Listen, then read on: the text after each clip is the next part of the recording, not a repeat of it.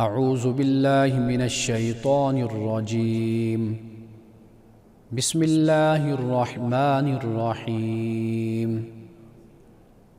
یا ایہا الذین آمنوا لا تقولوا راعنا وقولوا انظرنا واسمعوا وللکافرین عذاب علیم ما يود الذين كفروا من أهل الكتاب ولا المشركين أن ينزل عليكم من خير من ربكم والله يختص برحمته من يشاء والله ذو الفضل العظيم صدق اللہ العظیم۔ اے ایمان والو، راعنا نہ کہا کرو بلکہ انظر نہ کہو اور توجہ سے بات کو سنو۔ یہ کافر تو عذاب علیم کے مستحق ہیں۔ یہ لوگ جنہوں نے دعوت حق کو قبول کرنے سے انکار کر دیا، خواہ اہل کتاب سے ہو یا مشرک ہو، ہرگز یہ پسند نہیں کرتے کہ تمہارے رب کی طرف سے تم پر کوئی بھلائی نازل ہو، مگر اللہ جسے چاہتا ہے اپنی رحمت کے لیے چن لیتا ہے اور وہ بڑا فضل کرنے والا ہے۔ پروگرام الکلام میں آپ تمام دیکھنے والوں کو خوش آمدید کہتا ہوں۔ آج سورۃ البقرہ کی آیت نمبر 104 اور 105 ان دو آیات پہ ہم بات کرتے ہیں۔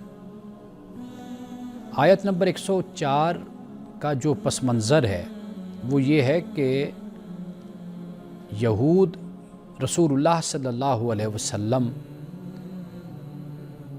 کی خدمت میں جب آپ کے پاس وہ آتے تھے تو آپ کو متوجہ کرنے کے لیے لفظ کو بگاڑ کر بولا کرتے تھے، یعنی قرآن مجید نے یہاں پر بیان کیا، یعنی یہ ان کی تحریف کی بھی ایک مثال مل جاتی ہے کہ راعنا کا مطلب ہوتا ہے کہ ہماری رعایت کیجئے، نگرانی کیجئے، توجہ کیجئے، ہماری طرف نظر کرم فرمائیے، ہماری طرف دیکھیے۔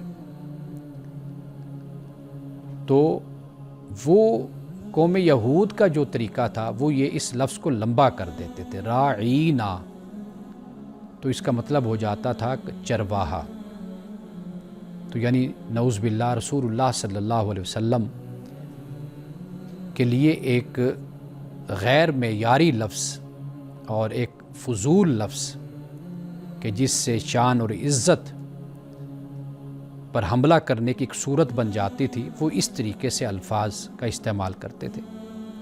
اللہ سبحانہ و تعالیٰ نے مومنین سے پھر یہ فرمایا کہ آپ انظرنا کہو، یعنی اس لفظ کو رواج دو۔ انظرنا کا مطلب کہ ہماری طرف آپ دیکھیے، توجہ فرمائیے، اس لیے کہ اس میں اس بات کا شبہ تھا، شک تھا کہ وہ اس لفظ کو غلط طریقے سے استعمال کریں گے، تو لہٰذا اللہ سبحانہ و تعالیٰ نے مومنین سے یہ فرمایا کہ آپ انظرنا کہو، اور ساتھ یہ بھی فرما دیا کہ واسمعوا، اور غور سے سنو، توجہ سے سنو۔ یعنی اس سے مراد کیا ہے؟ اس سے مراد یہ ہے کہ بے شک ٹھیک ہے کہ آپ رسول اللہ صلی اللہ علیہ وسلم کی خدمت میں یہ عرض کیجئے کہ انظرنا، ہماری طرف نظر کرم فرمائیے، ہمیں دیکھیے۔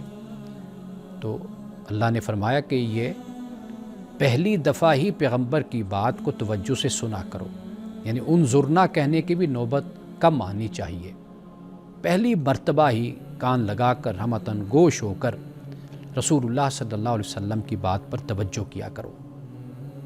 اور واسمعوا ساتھ اس لیے فرما دیا کہ توجہ سے سنو، اور پھر یہ بھی فرما دیا کہ کافروں کے لیے دردناک عذاب ہے۔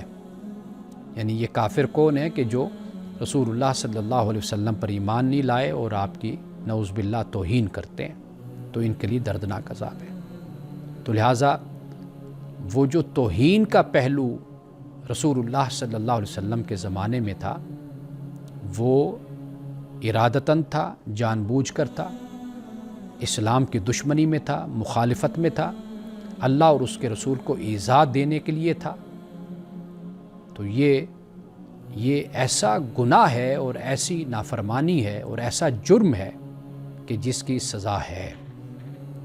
یہ بات ضرور ذہن میں رکھیے، یعنی پورا ایک پلان، ایک منصوبہ اسلام کے خلاف، نبی مکرم صلی اللہ علیہ وسلم کے خلاف، مسلمانوں کے خلاف، ریاست کے خلاف۔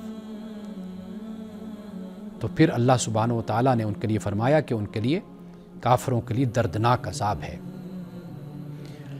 اب آئیے تھوڑی سی گفتگو ہم رسول اللہ صلی اللہ علیہ وسلم کی ذات اقدس کے حوالے سے، جو اللہ نے ایمان والوں کو ادب سکھایا، تعلیم دی، حکم دیا۔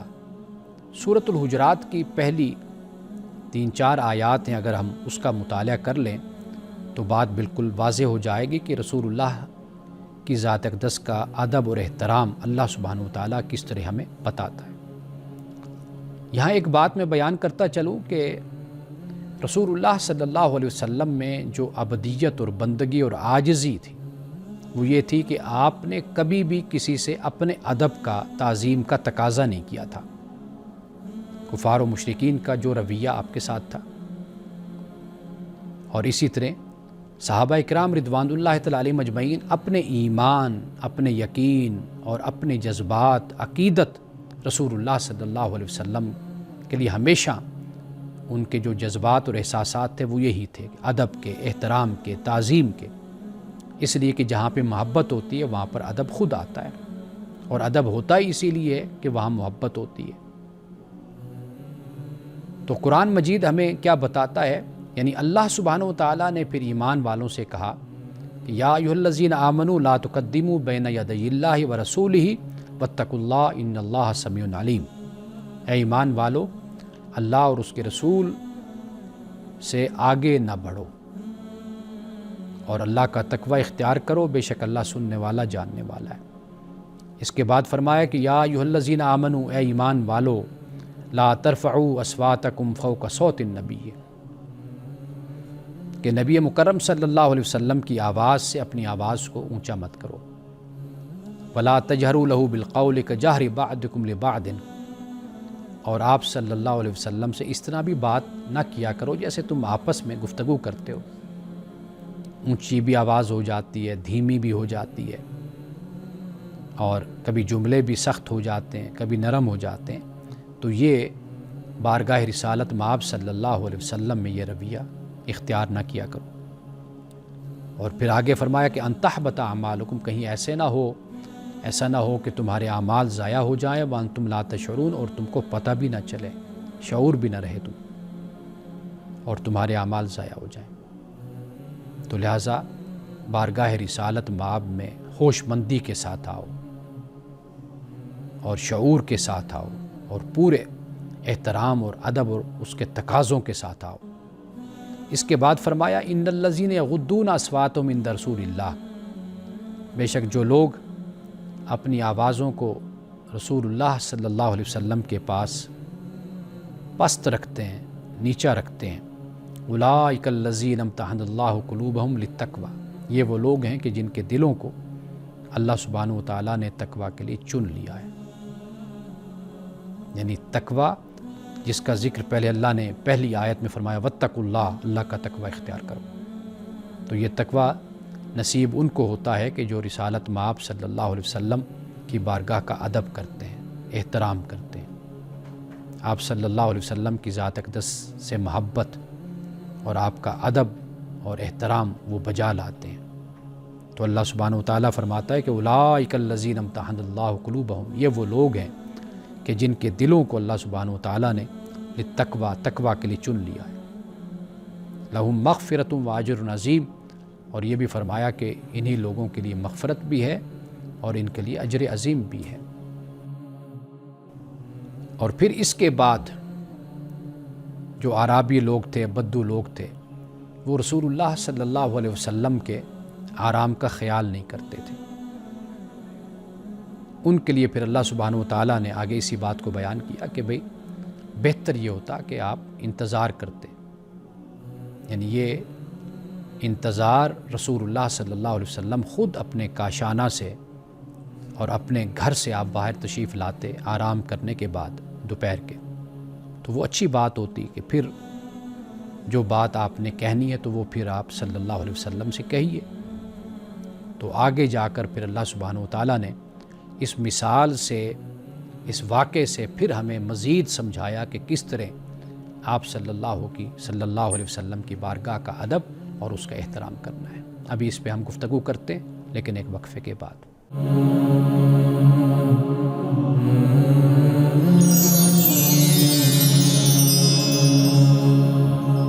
وقفے کے بعد دوبارہ آپ کی خدمت میں حاضر ہیں۔ یہاں پہ میں یہ عرض کرتا چلوں کہ رسول اللہ صلی اللہ علیہ وسلم کے ادب کے بھی کچھ تقاضے ہیں، ان تقاضوں پر میں آپ پہ روشنی ڈالتا ہوں، میں بتاتا ہوں کہ کیا رسول اللہ کے ادب کے تقاضے ہیں۔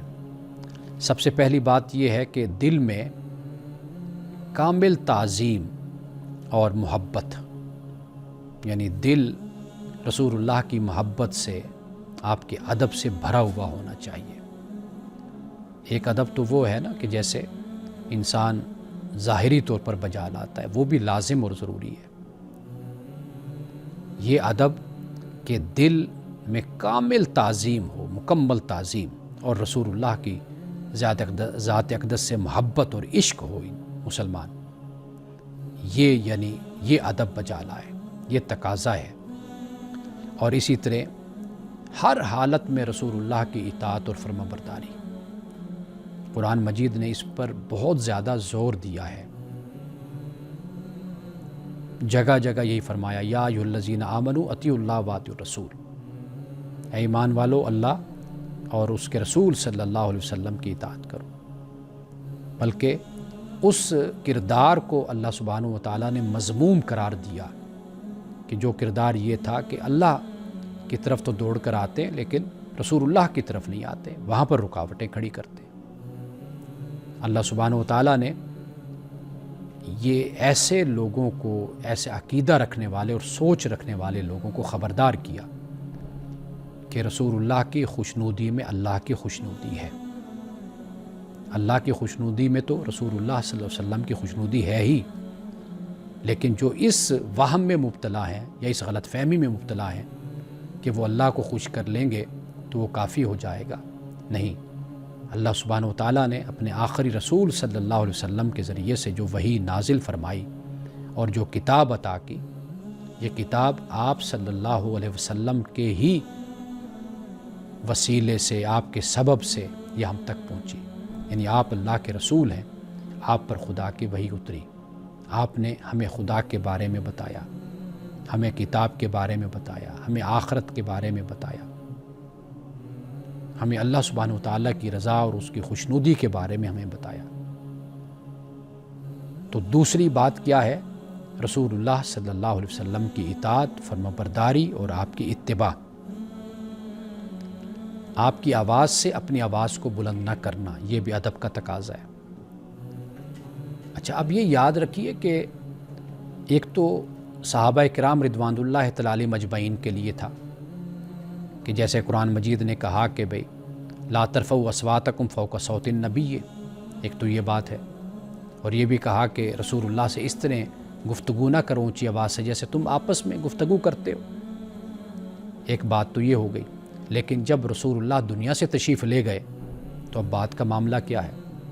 صحابہ اکرام رضوان اللہ تعالی علیہم اجمعین سے لے کر تمام فقہاء، علماء، بزرگان دین تک سب کا طریقہ یہ رہا کہ آپ صلی اللہ علیہ وسلم کے مزار اقدس پر وہ حاضری دیتے جاتے تو وہاں پر بھی اپنی آوازوں کو پست رکھتے تھے۔ حضرت ابوبکر صدیق، سیدنا فاروق اعظم، بلکہ اس کے بعد ائمہ اربعہ کے جو اقوال ہمیں ملتے ہیں وہ اسی طرح کے ہیں۔ جب بھی وہ حاضری دیتے تو کبھی بھی کسی شخص کی آواز بلند ہوئی تو سختی سے اس کو حضرت عمر فاروق نے منع کیا کہ جس طرح رسول اللہ کا ادب آپ کی حیات مبارکہ میں تھا، اسی طرح آپ کا ادب اب بھی ہے۔ تو یہ تعلیم ہمیں ادب کے تقاضے میں ہمیں یہ بات ملتی ہے۔ ادب کا تقاضا یہ بھی ہے کہ رسول اللہ صلی اللہ علیہ وسلم کا جب بھی ذکر ہو، جب بھی آپ کا بیان ہو، تو سطحی جو الفاظ ہوتے ہیں، معمولی جو الفاظ ہوتے ہیں، ان الفاظ کے استعمال سے اجتناب کرنا چاہیے۔ یعنی آپ کے اسم گرامی کی محفل سجتی ہے، آپ کی یاد کی محفل سجتی ہے، آپ کی سیرت کا بیان ہوتا ہے، کوئی بھی محفل اور مجلس کہ جو رسول اللہ سے منسوب مجلس ہے، چاہے اسے آپ محفل میلاد کہہ لیجئے، اسے سیرت کانفرنس کہہ لیجئے، اسے سیرت النبی کی مجلس کہہ لیجئے، کوئی بھی کہہ لیجئے، منسوب اس ہستی کی طرف ہے، تو لہٰذا اس میں گفتگو کرنے والے جو لوگ ہیں، مقرر ہیں، خطباء ہیں، علماء ہیں، وہ ہمیشہ اس کا ادب اور احترام رکھیں۔ یعنی ایسا نہیں ہونا چاہیے کہ وہ اسی محفل اور مجلس میں بیٹھے ہوئے لوگوں کے ساتھ مذاق بھی چل رہے ہوں اور واقعات بھی بیان ہو رہے ہیں، اور ایسا انداز ہو کہ جس میں پھر گالم گلوچ بھی آ جائے، برے الفاظ بھی استعمال کرنا شروع کر دیں۔ دیکھیے، آپ کسی بزرگ کے پاس بیٹھے ہوتے ہیں نا، اپنے استاد کے پاس بیٹھے ہوتے ہیں، آپ یہ رویہ نہیں اختیار کرتے۔ بے شک نعوذ باللہ آپ اپنے استاد کو کوئی گالی نہیں دے رہے، لیکن استاد کی موجودگی میں اس محفل میں بیٹھ کر کسی اور کو گالی دینا، کسی اور کو برا بھلا کہنا، یہ بھی ایک ناپسندیدہ عمل ہوتا ہے، یہ بھی ادب کے خلاف ہوتا ہے۔ نعوذ باللہ یہ نہیں خیال کرنا چاہیے کہ یہ فلاں عالم ہیں، فلاں استاد ہیں، میں ان کو کب برا بھلا کہہ رہا ہوں یا میں کب ان کو گالی دے رہا ہوں، یہ نہیں بات یہ ہے کہ آپ اس مجلس میں بیٹھے ہیں، اس مجلس کے بھی اپنے تقاضے ہوتے ہیں، اس کے اپنے بھی، اس کا جسے کہا جاتا ہے اس کے ایٹیکیٹس ہیں، اس کی بھی ایک ریسپیکٹ ہوتی ہے۔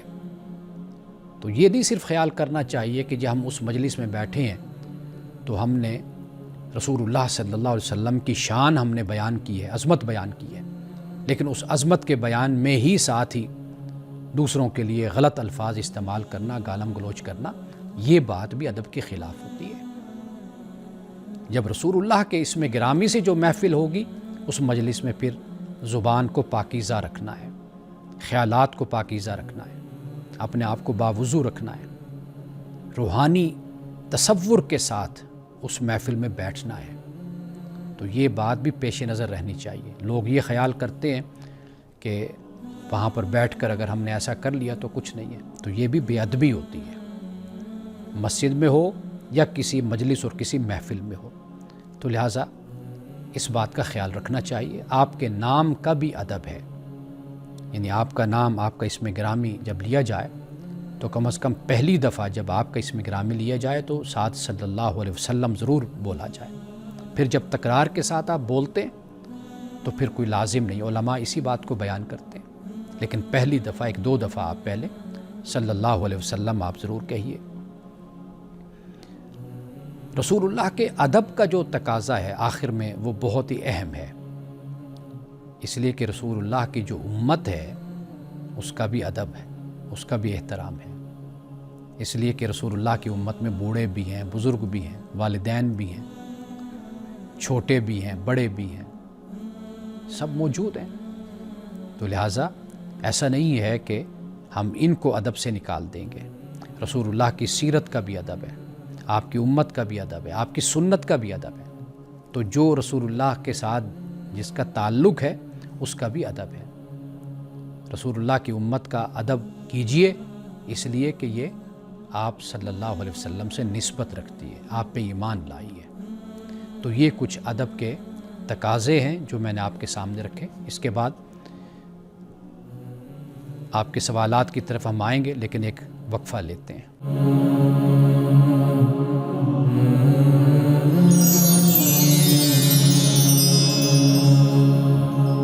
وقفے کے بعد دوبارہ آپ کی خدمت میں حاضر ہیں۔ آج کا پہلا سوال یہ ذہنی دباؤ کے حوالے سے ہے اور دینی نقطہ نظر سے اس کا جواب پوچھا گیا ہے۔ وہ یہ ہے کہ کیا نفسیاتی بیماری یا ذہنی دباؤ کی صورت میں کوئی خودکشی کر لیتا ہے تو کیا گناہ کا اثر کم ہو جاتا ہے؟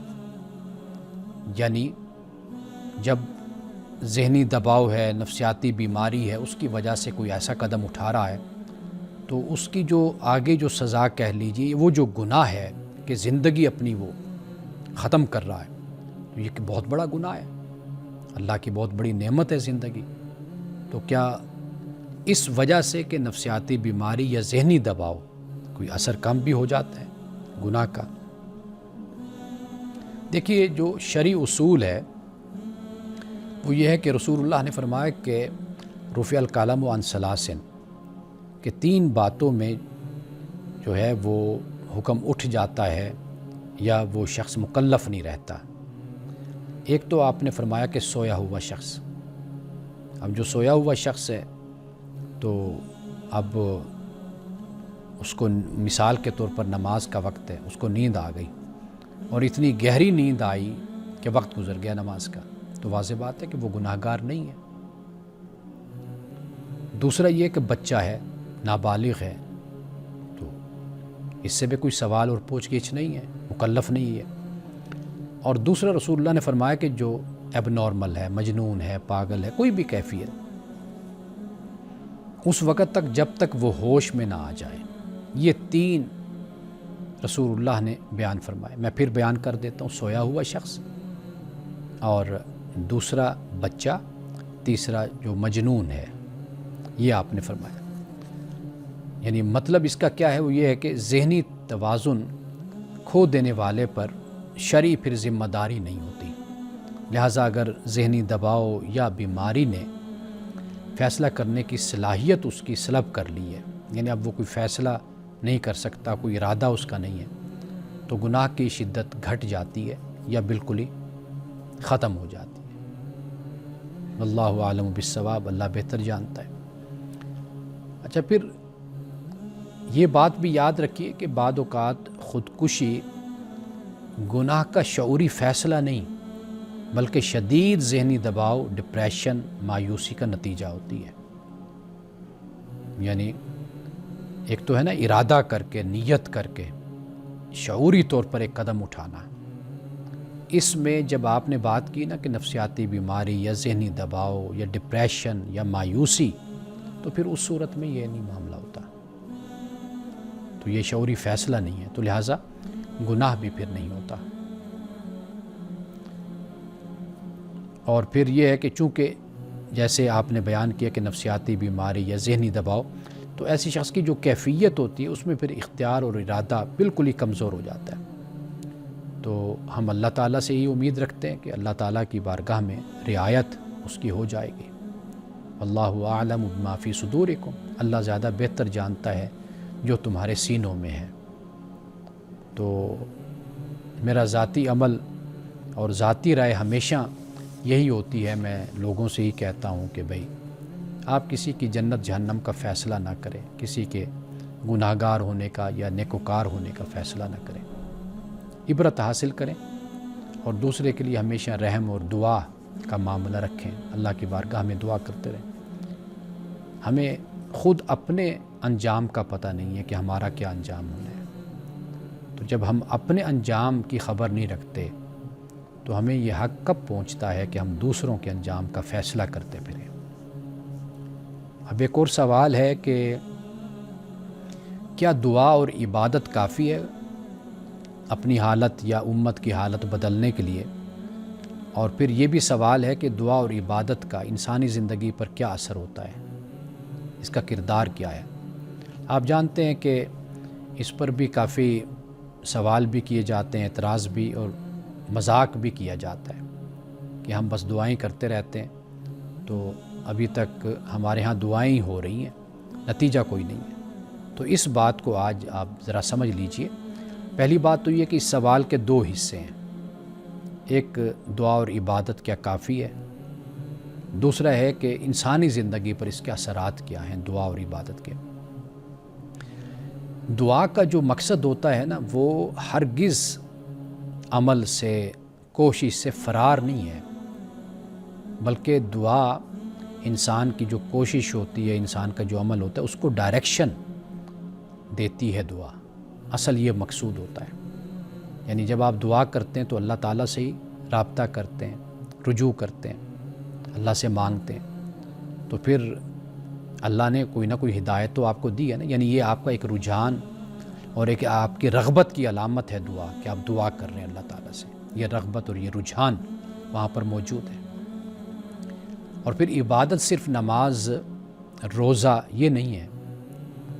یہ بھی یاد رکھیے کہ عدل ہے، محنت ہے، علم کا حصول ہے، امانت داری ہے، خدمت خلق ہے.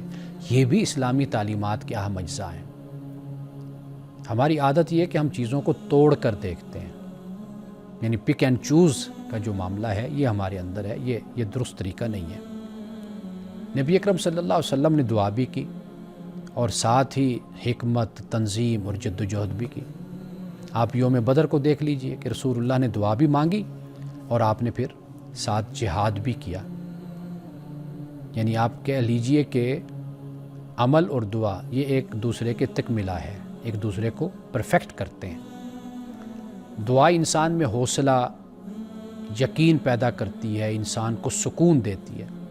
جو شخص صرف دعا کرے، عمل نہ کرے، تو پھر وہ خدا کے قانون کو سمجھتا نہیں ہے. اس نے دعا پہ سب کچھ چھوڑا ہوا ہے. عبادت کا جو مقصد ہوتا ہے وہ انسان میں تبدیلی ہے، انسان کو بدلنا ہے. مثلا اگر انسان نماز پڑھے، نماز کے بعد جھوٹ ہے، فریب ہے، ظلم ہے اور سستی، یہ سب کچھ باقی رہے، تو گویا کہ عبادت کی جو روح ہے وہ گم ہو گئی، ختم ہو گئی. کیونکہ قرآن کہتے ہیں ان الصلاۃ تنہی عن الفحشاء والمنکر، بے شک نماز بے حیائی اور برے کاموں سے روکتی ہے انسان کو.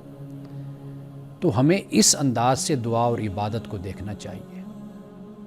یہ دھوکہ دہی ہوتی ہے، اپنے آپ کو دھوکہ دینا ہوتا ہے کہ دعا کو آپ بالکل ہی عملی زندگی سے کاٹ کر رکھ دیں، کوشش سے اور محنت سے، اور جو عبادت ہے اس کو بھی بالکل آپ علیحدہ کر دیں اور آپ یہ خیال کر لیں کہ بس ٹھیک ہے، ہم سجدے میں گرے رہیں گے، دعائیں کرتے رہیں گے تو سارے کام ہو جائیں گے. تو ایسا نہیں ہے. اب اس کے بعد جو دوسرا حصہ ہے اس پہ ہم بات کرتے ہیں کہ دعا اور عبادت کا انسانی زندگی پر کیا اثر ہوتا ہے، اس کا کیا کردار ہے. روحانی جو کردار ہے، دعا جو ہے اس کا تعلق سکون کے ساتھ ہے، اور دعا مایوسی کو امید میں بدل دیتی ہے. عبادت کیا کرتی ہے؟ انسان کو پاک کر دیتی ہے، گناہوں کے بوجھ سے انسان کو آزاد کر دیتی ہے. اخلاقی تربیت ہے، جیسے میں نے پہلے بات کی کہ نماز پڑھنی ہے تو پھر ان الصلاۃ تنہی عن الفحشاء والمنکر ہے. یعنی عبادت انسان میں صبر، تحمل، شکر، امانت داری اور عدل، یہ صفات انسان کے اندر عبادت پیدا کرتی ہے. یہ ذریعہ ہے اس کا. نفسیاتی توازن بھی دعا سے پیدا ہوتا ہے. تناؤ ہے، خوف ہے، اضطراب ہے، اس سے انسان بچتا ہے. سماجی اثر بھی ہے. ہم نماز جب پڑھتے ہیں، مسجد میں آپ کھڑے ہوتے ہیں تو وہ کیا ہے؟ وہ ایک نظم و ضبط ہے، ایک اجتماعیت ہے، مساوات، یہ پیدا ہوتا ہے. عمل کی تحریک بھی ہے. یعنی عبادت حرکت، خدمت اور قربانی پر ابھارتی ہے. آپ جب نماز پڑھیں گے تو اللہ سے آپ کا تعلق ہوگا، تو پھر اللہ کی مخلوق بھی ہے، تو آپ اپنی عملی زندگی میں پھر خدمت اور قربانی کی طرف متوجہ ہوتے ہیں. جو بندہ سجدے سے سر اٹھا کر، یعنی سر کو اٹھاتا ہے، مخلوق کے کام آتا ہے، جیسے سجدہ کرتا ہے، سجدے سے سر اٹھاتا ہے، پھر اللہ کی مخلوق کی خدمت میں لگ جاتا ہے. اصل میں یہ وہی عبد ہے، یہ وہی بندہ ہے اللہ کا، کہ پہلے وہ عبد بنتا ہے، پھر اللہ تعالیٰ اس کو خلیفہ بناتا ہے، یہ منصب پھر اس کو عطا کرتا ہے. تو لہٰذا دعا اور عبادت یہ دونوں، یہ مکمل ایک دوسرے کا تکملہ، جس کو میں نے کہا تکملہ، ایک دوسرے کو مکمل کرتے ہیں، پرفیکٹ کرتے ہیں. تو ایسا نہیں ہو سکتا کہ آپ ایک چیز کو چھوڑ دیں، دوسرے کو قبول کر لیں، یا پھر یہ ہے کہ اپنی زندگی سے آپ اس کے جو تقاضے ہیں اور جس کی جو شرائط ہیں ان کو آپ بالکل بھلا کر صرف آپ یہ سمجھیے کہ یہ ایک جو منجمد سی اور جمود کے ساتھ جو ایک آپ عمل کر رہے ہیں، اس سے نتیجہ نکلے گا. تو یہ نہ قرآن کا مقصود ہے، نہ یہ سنت کا مقصود ہے، نہ یہ قرآن میں کہیں لکھا ہے، نہ حدیث سے ہمیں یہ بات ملتی ہے. وقفے کے بعد دوبارہ آپ کے سوالات کو دیکھتے ہیں.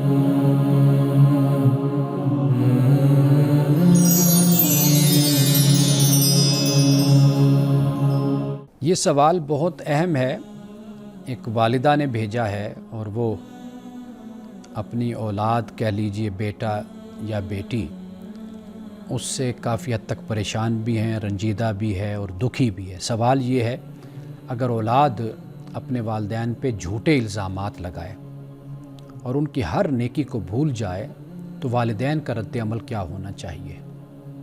یہ بہت ہی سنگین صورتحال ہے۔ اللہ تعالیٰ اس ماں کو تسلی دے اور اولاد کو اس کا فرما بردار بنائے۔ سب سے پہلا جو رد عمل ہونا چاہیے وہ ہے خاموشی اور جذباتی طور پر اپنے آپ کو آرگنائز کرنا۔ یہ بڑی اہم بات ہوتی ہے۔ فوری جو رد عمل ہوتا ہے وہ غصہ یا بد دعا، اس کی صورت میں نہیں ہونا چاہیے۔ خاموشی اختیار کیجیے، اس لیے کہ خاموشی وقار اور تدبر کی علامت ہوتا ہے۔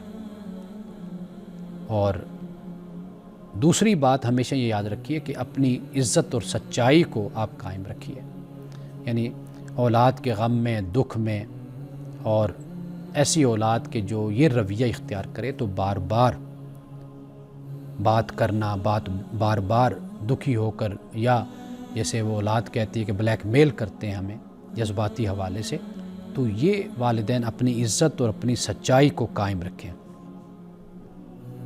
یہ دوسرا نقطہ ہو جاتا ہے۔ اور پھر تیسری بات یہ ہے کہ اولاد ہے آخر، ان کے باطن کو بھی سمجھنے کی کوشش کریں، ان کے بھی احساس کو سمجھنے کی والدین کوشش کریں۔ یعنی جو الزام اگر بیٹا ہے یا بیٹی وہ آپ پہ لگا رہا ہے یا لگا رہی ہے، تو آپ یہ دیکھیے اکثر جو الزام ہوتے ہیں نا، اکثر اس کی وجہ احساس محرومی، غلط فہمی یا نفسیاتی دباؤ بھی ہوتا ہے، جس کی وجہ سے وہ پھر والدہ پہ یا والد پہ الزام اولاد لگاتی ہے۔ اور پھر یہ بھی دیکھیے کہ میں ہمیشہ یہ نسخہ سب کو بتاتا ہوں کہ جب آپ ہر حوالے سے مثبت اور تعمیری رویہ اختیار کر لیں، پھر ہوتا ہے کہ اولاد کی ہدایت کی پھر دعا کریں اللہ تعالیٰ سے۔ اللہ تعالیٰ ماں باپ کی دعا کو رد نہیں کرتا، قبول فرماتا ہے۔ تو پھر یہی ہے، مصلی بچھا لیں، نماز پڑھیں، اللہ تعالیٰ سے دعا کریں، تہجد کی نماز پڑھیں، اللہ تعالیٰ سے دعا کریں، اور یہی دعا کریں کہ اللہ تعالیٰ ہدایت دے، اس لیے کہ بات دل جو ہوتے ہیں وہ اللہ کے ہاتھ میں ہوتے ہیں، صرف اللہ کے ہاتھ میں ہوتے ہیں۔ جیسے رسول اللہ نے فرمایا کہ جو مومن کا دل ہے یہ اللہ تعالیٰ کی 2 انگلیوں کے درمیان ہے۔ رسول اللہ کی یہ دعا ہے کہ یا مقلب القلوب قلب قلوبنا، اے دلوں کو پھیرنے والے ہمارے دلوں کو پھیر دے۔ تو یہ دعا کیجئے کہ اللہ تعالیٰ آپ کی اولاد کے دل کو اللہ پھیر دے۔ اور پھر خودداری اپنی ضرور برقرار رکھیں، یہ پہلے بھی ہم نے اس پر بات کی ہے، یعنی عزت نفس پہ آپ کو سمجھوتا نہیں کرنا چاہیے۔ بے شک آپ ایسا رویہ بھی نہ اختیار کریں کہ جو جبر میں آتا ہو، ظلم میں آتا ہو، لیکن آپ کی جو عزت نفس ہے نا، اس پر بھی کبھی آپ سمجھوتا نہ کریں۔ اولاد اگر مسلسل اگر بے ادبی کرتی ہے، بدسلوکی کرتی ہے، تو پھر رابطے کو آپ محدود کر دیں۔ یعنی جیسے مثال کے طور پر کھانا ہے تو کھانے تک ٹھیک ہے، کھانا پیش کر دیا، کوئی ضرورت کی بات ہے، ضرورت کی چیز ہے وہ پہنچا دی، مناسب انداز اختیار کر لیا۔ قطع تعلق یہ بالکل نہ کیجیے، یعنی جو اپنی جسے سیلف پروٹیکشن کہتے ہیں وہ ضرور کیجیے، آپ قطع تعلق بالکل نہ کیجیے۔